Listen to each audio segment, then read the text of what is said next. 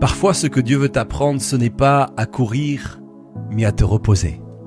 La Bible dit que Pierre était en prison. Vois-tu, Jacques venait d'être exécuté par le roi Hérode. Et alors Hérode avait dit, après la Pâque, toi aussi, Pierre, tu vas mourir.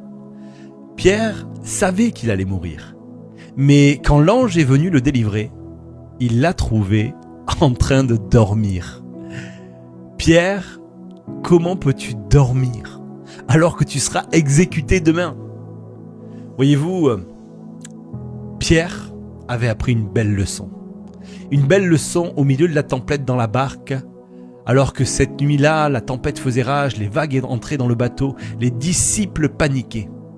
Mais Jésus dormait. Et Pierre avait compris.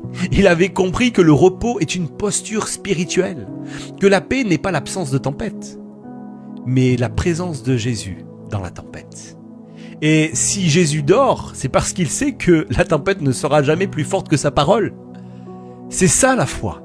C'est pas crier plus fort que la tempête, mais savoir qui commande le vent. Parce que parfois, ce que Dieu veut que tu fasses, ce n'est pas agir, mais c'est lui faire confiance. Tu crois que ton inquiétude accélère le plan de Dieu? Non, elle le retarde, parce que la peur t'épuise, mais la foi te positionne.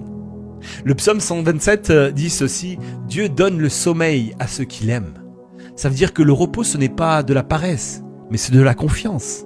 Apprendre à se reposer, c'est apprendre à déposer. C'est à déposer le contrôle, le stress, la peur, et à dire « Jésus, je dors parce que je sais que toi, tu ne dors pas ». Le repos devient une arme spirituelle que quand l'enfer veut te voir paniquer, il te trouve en paix.